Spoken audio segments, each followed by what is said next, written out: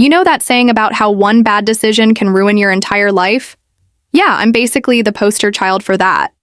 Now I'm Tessa, 29, and 6 months ago, I was living in a cute 3-bedroom house with a yard and a husband who adored Minnow. I'm washing my hair in a Planet Fitness bathroom and sleeping in the back of my 2015 Honda Civic between us. I still don't think I deserve this. Everyone acts like I committed some horrible crime back, but they weren't Theons sitting alone night after night, while their husband was halfway across the world playing war hero. It all started last year when Jake got his deployment orders, 12 whole months in some dusty hellhole overseas. I'd been through 3 deployments before, but this one hit different. We just bought her house. I was working this soul-crushing admin job, and suddenly I was facing a year of coming home to an empty house and Netflix asking if I was still watching. Yes, Netflix, I'm still watching, because what else am I supposed to do? The Military Wives in our neighborhood are these perfect little Stepford robots with their care packages and countdown calendars in my head.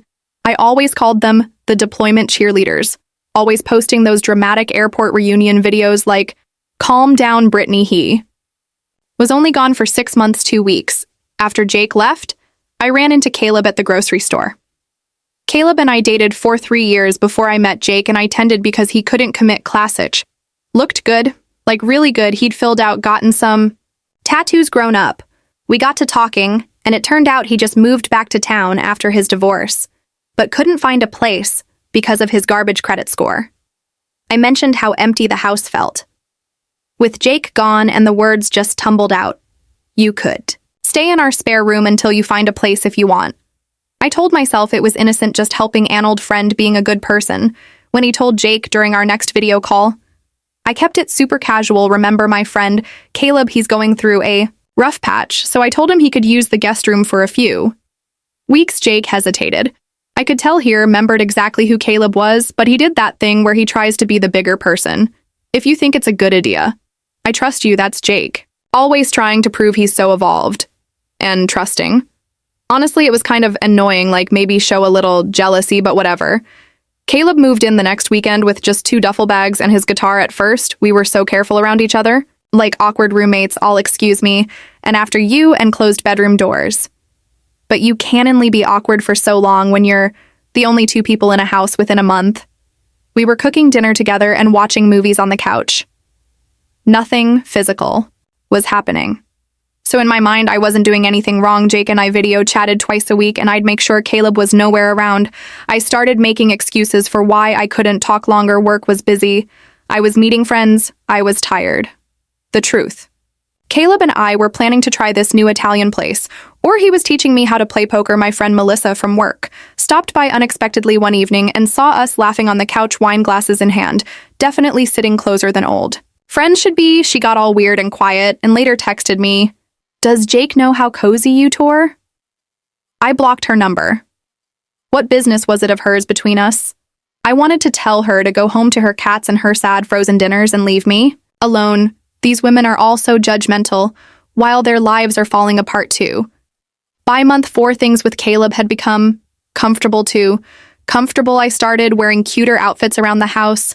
Nothing crazy, just trading my ratty sweats for those yoga pants that make my butt look good, and maybe putting on some mascara before coming downstairs. For breakfast, Caleb noticed he'd whistle or make some comment about how Jake was a lucky guy, and I'd pretend to be annoyed while secretly loving the attention. I deserve to feel appreciated, right? Jake was off having his big adventure with his military buddies while I was stuck at home paying bills and killing spiders by myself. Caleb and I fell into this routine that felt weirdly domestic. We'd grocery shop together on Sundays, split the cooking duties, and even started this tradition of Margarita Mondays, where we'd make drinks and play cards one night after maybe one too many margaritas. Caleb mentioned how high-sex wife never appreciated him, and somehow that turned into a whole conversation about how Jake didn't appreciate me. Either he volunteered for this deployment, I told Caleb, the words bitter in my mouth, he could have requested to stay stateside, but knew he had to go play hero. I hadn't even admitted that to myself before, but once I said it out loud. I couldn't stop thinking about it when Jake's mom called to check on me. I put on my perfect military wife voice. "Oh, we're doing great with the distance, just counting down the days." Meanwhile, I was literally counting down the minutes until her call would end, so Caleb and I could continue our movie. In my head, I was thinking how Jake's mom was always so nosy, like, Don't you have someone else to mother hen between us all these military wives, and mothers act like they deserve medals? For basic support roles, my friend Danielle invited me to a military wives support group meeting, and I actually laughed in her face. I'm doing just fine on my own. Thanks. What I didn't tell her was that I wasn't on my own at all when she pressed, asking if I was really coping. Okay, with Jake gone, I snapped some of us don't need constant hand-holding Danny. She gave me this look part hurt, part suspicion, and stopped inviting me to things after. That good riddance. Those gatherings were just pity parties anyway. The real shift happened when I started making excuses to miss Jake's video calls. Sorry, can't talk tonight, terrible migraine, or work emergency rain check. I'd text excuses while sitting on the couch with Caleb, his arm casually draped behind me. I wasn't cheating, not physically anyway. So I told myself it was fine. Jake was the one who left after all. Was I just supposed to put my life on pause for a year? Caleb's few weeks had turned into 5 months with zero mention of him finding his own place one night. Jake asked on our call when Caleb was planning to move out. I got defensive immediately. He's really helped me around the house. Actually, the garbage disposal broke last week and he fixed it. When would you have done that? Jake got quiet and I knew I'd struck a nerve. Good, let him feel bad about leaving me to handle everything. Alone when Jake's buddy Ryan from his unit stopped by to drop off some paperwork for me to sign, he definitely noticed Caleb's stuff. Everywhere, his jackets on the coat rack, his favorite beer in the fridge, his shoes by the door. Ryan gave me this look, and I just stared back, daring him to say something he didn't. But 2 days later, Jake called, asking more questions about Caleb. I exploded. Oh, so Ryan's spying on me now. Nice, Jake, real nice. Good to know how much you trust me. I hung up on him mid-sentence and ignored his calls for 3 days. When I finally picked up, I made him apologize to me. Things crossed a line one night. In month 6, Caleb and I were having our usual evening wine and movie routine. When the power went out during a storm, we lit candles, brought out more wine, and sat on the floor swapping stories. The candlelight did something to his face, softened. It made him look like the boy I fell for all those years ago. When he brushed my hair away from my face, I didn't stop him when he leaned in. I didn't pull back. The kiss was God. It was electric, like every cell in my body had been asleep and suddenly woke up. I'd like to say I pushed him away after that first kiss, that I remembered my vows and my husband fighting for our country. But I didn't. We ended up making out on the couch like teenagers, and it felt so good to be wanted, to be touched, to not feel so damn lonely for once. We didn't go all the way. I still had that line I wouldn't cross. But what we did do was bad enough. The next morning, I woke up feeling a mix of guilt and exhilaration. Caleb made pancakes like nothing had happened. I skipped my next video call with Jake entirely, claiming food poisoning. How could I look at his face after what I'd done? But the thing is, after a few days, the guilt started to fade. I told myself Jake was probably surrounded by female soldiers over there, and who knows what he was doing. He couldn't possibly understand how hard it was being alone for months on end. If he really loved me, he wouldn't have left me alone for so long. Caleb and I didn't talk about the kiss directly, but things had changed. There was this current between us now, this unspoken possibility. We'd sit closer on the couch, let our hands brush when passing things to each other, whenever defined what was happening, which made it easier for me to pretend it wasn't really happening at all. It got to where I dreaded Jake's calls. Every "I love you" and "I miss you" felt like an accusation, though he had no idea what was going on when he asked why Caleb was still living with us after 6 months.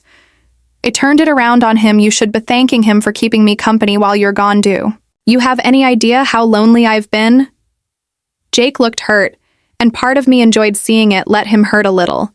I'd been hurting 4 months. The women in our military neighborhood definitely knew something was up. I'd catch their stares when Caleb and I would leave the house together, or come home with takeout. That witch, Shannon from 3 doors down, actually had the nerve to ask me in the grocery store if Jake knew I had company. Suffed, and I smiled sweetly and said, Jake trusts me completely. Some marriages actually have that. In my head, I was calling her every nasty name I could think of between us. These women were just jealous that I had someone to keep me warm at night, while they were home alone scrolling through their husband's deployment photos for the 100th time. Caleb had fully settled in by this point. His mail came to our address. He knew the security code to the garage. He'd even rearranged the living room furniture without asking me, and I let him, because honestly, it looked better his way. Jake would comment sometimes about how different the house looked on our video calls, and I just shrug it off. Needed a change. You've been gone forever. things evolve. I started canceling plans with any friends who knew Jake. It was easier than navigating their judgmental glances, or pointed questions. Instead, I'd go out with Caleb to places where nobody knew us, where we could act like a couple, without the weight of my marriage hanging over us. I told myself I was just having fun, keeping myself occupied until Jake returned. It wasn't like I was planning to leave Jake or anything. Caleb was just filling a void. Then came the moment that changed everything. It was a random Tuesday night in month 8 of Jake's deployment. I was lounging on the couch in one of Jake's old t-shirts, which I'd started letting Caleb wear, if I'm being honest, scrolling through my phone. While Caleb played video games, my phone buzzed with a text from Jake. Surprise, got some unexpected news, call me when you can. I felt this immediate knot in my stomach, but told myself it was nothing, probably just a change in his rotation or something. When I called, his face appeared on screen with this huge smile that made my heart sink. I'm coming home early, got a minor injury. Nothing serious, just a sprained ankle, but they're sending me and a few others back for some specialized training. I'll be home in 3 days. My mind went completely blank. I somehow managed to say all the right things. That's amazing. Can't wait to see you. What a wonderful surprise, while internally having a complete meltdown. As soon as we hung up, I turned to Caleb, who had heard the whole thing. You need to move out now. Caleb, who had been perfectly content to live rent-free in my house for 8 months, suddenly got all offended. Where am I supposed to go on such short notice? Like, that was my problem. I reminded him this was always temporary, but he just laughed. Temporary, Tessa. We've been playing house for months. Don't act like this hasn't been working for both of us. The next 2 days were chaos. I was cleaning like a maniac, trying to erase any evidence of how domestic Caleb and I had become. Threw all his toiletries into a box, collected his scattered belongings from around the house, and washed the sheets in every bed, even though we'd never crossed that line. Caleb dragged his feet the entire time, only half-heartedly, packing while making these little comments designed to make me feel guilty. So that's it. Jake snaps his fingers and I'm out on the street. I thought, what? We had meant something to you. You're going back to your perfect little military wife routine? Now I was trying to explain to him that he needed to be gone before Jake arrived, when headlights swept across the living room. A car door slammed. My heart stopped. It couldn't be. Jake wasn't supposed to be home until tomorrow. But it was there. Ari stood on our front porch, duffel bag at his feet, leaning slightly on a crutch, his face tired but happy. And there I was standing in the doorway with panic written all over my face, while behind me Caleb loaned on our couch with a beer in hand, clearly at home, the look on Jake's face as he took in the scene. I'll never forget it. Not anger, not even shock, just this awful dawning realization, this quiet hurt that was somehow worse than if he'd started screaming. His eyes moved from Caleb to me, then to the half-packed boxes, then back to me. What's going on, Tessa? I tried to play it off. Jake, you're early. I was just helping Caleb pack up. He was just about to leave. My voice sounded fake, even to my own ears. Jake just stared at me. Then at Caleb, who hadn't even bothered to stand up. How long has this been going on? Before I could answer, Caleb, that snake, said, about 6 months now. Sorry, man, it just happened. Like we'd been having a full-blown affair. Yes, we'd kissed a few times. Maybe gotten a little handsy on occasion, but it wasn't what he was. Implying Jake didn't yell, he didn't break things. He just looked at me with those eyes that had once looked at me with so much love and said, I need you both out of my house tonight. I couldn't believe what I was hearing. Your house. This is our house. I've been the one living here, paying bills, keeping it running while you've been gone. The house is in my name. Jake said quietly, my military housing allowance pays the mortgage, and my friend Ryan has been taking pictures of what's been going on here for weeks. I've known something was up for a while. Tessa. I just didn't want to believe it. I started crying, partly from shock, but mostly from anger. This was so unfair. He leaves me alone for months and then has the nerve to kick me out because I found some comfort. I turned to Caleb, expecting him to back me up, to stand with me against Jake. Instead, he was already grabbing his jacket. I'll crash at Tommy's place tonight. He mumbled, not even looking at me. Text me when you figure things out. And just like that, he was gone. The guy who'd been professing feelings for me, who'd been my constant companion for 8 months, who knew every detail of my life, he bailed the second things got complicated. I stood there in shock as the door closed behind him. Jake just watched this unfold with this eerily calm expression. You have an hour to pack what you need for tonight. Come back for the rest when I'm at work tomorrow. Helimped passed me to the bedroom, our bedroom, and shut the door. I was in complete disbelief. This couldn't be happening. I started frantically calling Caleb, but he wouldn't pick up. I tried my friends, the ones I'd blown off 4 months, but they either didn't answer or made excuses about why I couldn't stay with them. Even my own sister said she didn't want to get involved in my mess between us. Everyone abandoned me when I needed them most, with nowhere else to go. And Jake literally watching the clock. I threw whatever I could into suitcases, clothes, toiletries, my laptop, some jewelry as I was leaving. Jake handed me an envelope divorce papers, he said. Flatly, I had them drawn up last month after. Ryan sent me pictures of you and Caleb kissing in the driveway. I was going to talk to you when I got home, try to work things out maybe. But this is beyond fixing. I couldn't process what was happening. You can't do this. I kept saying, where am I supposed to go? What am I supposed to do? But Jake just opened the door wider, gesturing for me to leave. That first night, I stayed in a cheap motel, still believing Caleb would come through. He'd let me stay with him until I figured things out. We had a connection, right, wrong. When I finally got hold of him the next day, he laughed, actually. Laughed, Tessa? It was fun, but I'm not looking for anything serious. You've got too much baggage now. Then he had the nerve to add, besides, I've been talking to Kylie again. Kylie, his ex, the woman he'd supposedly been devastated. Over reality hit hard after that. Within a week, my joint accounts with Jake were emptied. His military pay had always been our main income. My part-time office job barely covered food, let alone a place to live in our expensive area.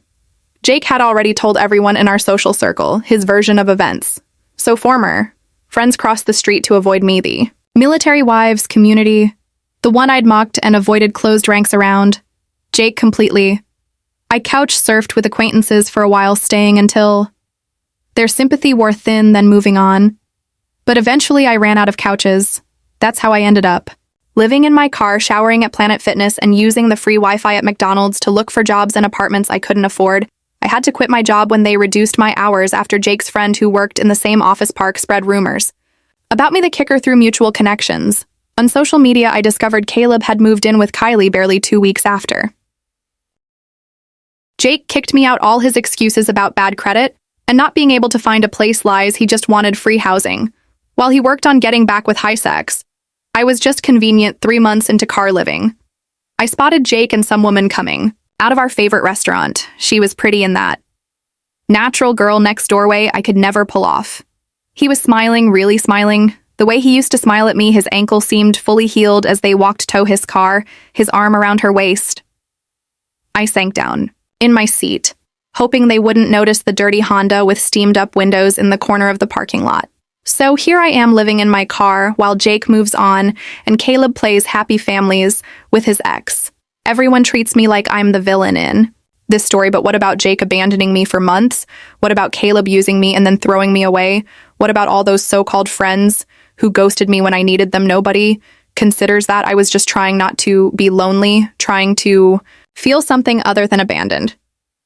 Yesterday, I saw on social media that Jake sold our house. Our house. He's moving to Houston with his new girlfriend. She's in the military too. Some officer he met during physical therapy, they look disgustingly happy in their photos. Meanwhile, I'm trying to scrape together enough money for an apartment in the worst part of town because nobody will rent to me with my credit score, which tanked after Jake took me off all our accounts. Caleb and Kylie are engaged now. They're having a baby after he told me for 3 years he wasn't ready for marriage or children. I guess he just wasn't ready for marriage or children. With me between us, I hope she realizes what a user he is before it's too late. But she probably won't. She always was kind of desperate. The military wives still give me death glares whenever I run into them around town, like they're so perfecty. Know for a fact that Shannon's husband cheated on his first deployment and Danielle's husband came back with a drinking problem. But sure, I'm the monster for letting an ex keep me company when I was abandoned some days. I think about moving away, starting fresh somewhere else. But I have no money, no references for jobs or apartments, and apparently no marketable skills beyond making men think I'm worth coming home to only to be discarded when convenient. I've applied to jobs in Dallas, Phoenix, even Chicago. But the responses are few and the offers are worse than what I can find here. People say I should have seen this coming, that I made my choices, and now I have to live with the consequences. But I didn't choose for Jake to leave me alone for a year. I didn't choose for Caleb to lie and use me. I didn't choose for everyone to believe the worst of me without hearing my side. The real problem, everyone expects military wives to be these perfect patient saints who just sit around waiting for their heroes to come home. We're supposed to suffer insolence and be grateful for the sacrifice. Well, I was suffering, I was lonely, and sad and tired of being Theo and left behind. But nobody wants to hear that part of the story. So yes, I made a mistake letting Caleb move in. I made a mistake kissing him. But do I deserve to lose everything, to be homeless, to be treated like I'm nothing? No, I deserve better than what Jake gave me. Better than what Caleb gave me. Better than what this life has given me. And someday when I'm back on my feet, they'll all see what they threw away. Jake will realize his perfect new girlfriend isn't so perfect after all. Caleb will get bored playing family man with Kylie just like he got bored with me, and all those people who turned their backs on me will regret not being there when I needed them. Until then, I'll be here washing my hair in a gym sink, sleeping in a Honda, wondering how my life went so wrong when all he wanted was not to be alone.